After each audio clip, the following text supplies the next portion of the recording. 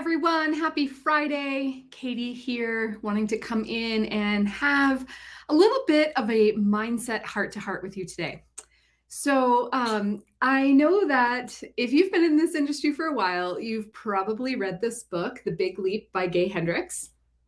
And I thought of that book today because I've been noticing and hearing some conversation around like feeling stretched or out of your league. And when we feel that way, and I've definitely felt that way in certain communities and things, when we feel that way, we give power to the self-sabotage that's about to happen. And it ultimately holds us back in our business. And what's so fascinating is that most of our misery is caused by what's going on right here. And if you can focus on how to shift this, right, you can move forward so much faster in your business. So anytime we're getting stuck or feeling unsettled or, we're in this kind of imposter syndrome thing, or we're in this feeling of like, I don't know if I can do this. For a lot of people that we work with, of course, it's about launching. I don't know if I can launch, or I don't know if I can create a group program and sell it for, $10,000 or $6,000. Like I've never done that before, right? Like I sell, $250 sessions, right? And every choice that our clients are making requires just this immense growth and belief in yourself and the value that you hold. And so if up here isn't cooperating, then you pause, you kind of slow down, you dig your heels in, you create things that happen in your life that pause the planning of the launch, right? It's crazy. Even you'll say, Katie, I didn't cause that, family illness or whatever. And I'm not saying that you did, but I'm just saying that you may let these things kind of kick you off track, right? And I know that this has happened for me too. And I also know that when I'm fully committed, I've picked a date, I've advertised it, like I can't back down now. When I'm fully committed, even when things are happening in my home life, I still show up and do the work that I need to do because I've committed to it and I know I want to do it. And so let's just talk about what Gay Hendricks teaches in this book around upper limits, right? And he says that upper limits are caused by 4 hidden barriers. And those hidden barriers are based on your fear or your false beliefs. And what's interesting is we have these false beliefs that maybe we grabbed onto when we were just small children. Things that might have happened in your family or in your community or in your church, or something that your teacher said one day that you made so much meaning about. And it may have just been this like kind of off-putting comment that the teacher didn't even mean to, mean for you to wrap your life around it, right? But you've made a meaning about it. And now you're unconsciously bringing that story into your day-to-day and into your business. And it's not working for you, right? It's slowing you down. So let's see here. So, all right, one of the hidden barriers he talks about is feeling fundamentally flawed. So this one is interesting, and I even may have a different take than Gay Hendricks in the way he wrote it in this book. I found his stories to be sort of drastic, like really big things that happened to the people that he was talking about in his examples. And I just want to like make it a little bit more real for more people. Like feeling fundamentally flawed. If you were somebody that grew up in a family that valued excellence and high grades and things like that, and maybe you didn't study or school just wasn't your thing, and you just didn't excel in that one area, right? You may have been, raised with this belief that you're fundamentally flawed in some way. You were only a B student. And what's interesting is there are other people that got B's in school, and I know the grade system is different now, but you know what I'm talking about because you grew up around my time. Other people got B's in school and they were like, yes, I got a B, right? I raised it from a C. And so it's just fascinating how we have ourselves stuck on these scales that were made up. And depending on who we were raised around, these scales either mattered or didn't matter. And you may have created this belief about you because you may not have excelled in school, which was the measurement we all had. Right? If you didn't excel there, or if you didn't even get the opportunity to finish, there's always this belief that you hold on to because our society said that it mattered. And yet, how many entrepreneurs do you know were high school dropouts? How many really successful people that did things differently? They went a different path and got so much more success out of life than those of us that stayed on the straight and narrow and kept getting degree after degree and further into debt into a career that then laid us off, right? And so it's this belief that you have, I hope you're understanding this, that comes from the community or the family that you're born in, and it doesn't have to be true. And so if you're feeling if you're feeling that fundamentally flawed in some way, whether maybe you've never been able to create really great relationships with people, or the school thing, or maybe money has held you back this whole time, or maybe you feel like you weren't raised in a family that taught you the right way to be, or things like that, then you're carrying this belief that you're fundamentally flawed. And if that is your belief, then you need to be writing out or working with a mindset coach. I'm not going to sum up like, here's how you get over that real quick, because I know it's a process. And I do believe working with a mindset coach is a really important thing, or a healer of some sort. But understanding that that is an unconscious belief running through you that is sabotaging your success. Okay, the second hidden barrier that he talks about is this concept around disloyalty or abandonment. If you grow, if you exponentially grow when you launch, who are you maybe abandoning along the way? If you come from a family that didn't make a lot of money ever, and all of a sudden you're stepping into this, six-figure, multi-six-figure, potential $1 million business, and it scares you because you think that your family will not be able to connect with you, or maybe accept you, or maybe you're afraid they're going to ask you for money, or maybe you're afraid they're going to judge you and they've made decisions about people that are wealthy and you grew up with that, right? And so there's this feeling that you're being disloyal to the people that raised you, and that ultimately is holding you back. Sometimes it's not your family. Sometimes it's your friends, or even your business besties, or even your mentors. It's really challenging to outgrow a mentor, right? Somebody that you like kind of put on this pedestal, and all of a sudden maybe you're looking at their model and you're like, I don't really like that anymore. I don't want to do that, or that doesn't feel aligned with me.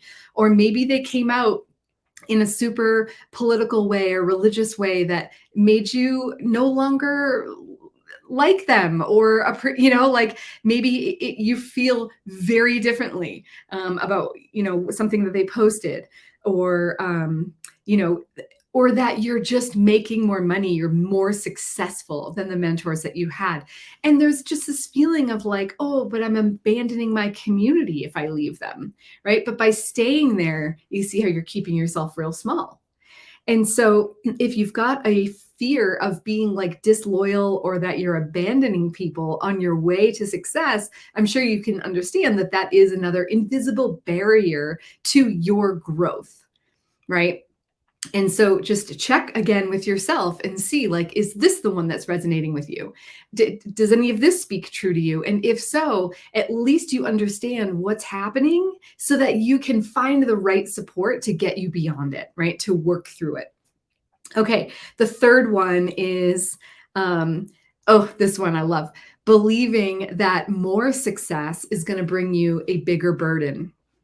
So again, his example in the book was just like a little drastic for me, but I really do believe, I know for a long time, I've said, I no longer say this, but I did say for a long time, I don't want $1 million business because I don't want to manage a team for $1 million business. I worked for several $1 million businesses, and I saw the team requirements there, right? And I just had this belief that I was going to manage a team the way I was being managed by certain companies that I worked for, and I maybe didn't like some of their management style. And so I created this belief that said, if I get to be at their level of success, then I might be like them, and I don't want to be like them.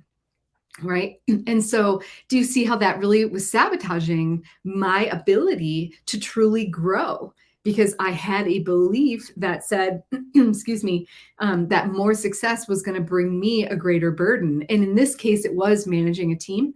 But I think for a lot of people, it is financially related. It's like when you have more money, you have what Allie Katz, one of our mentors, calls big money problems, right? Or more money problems.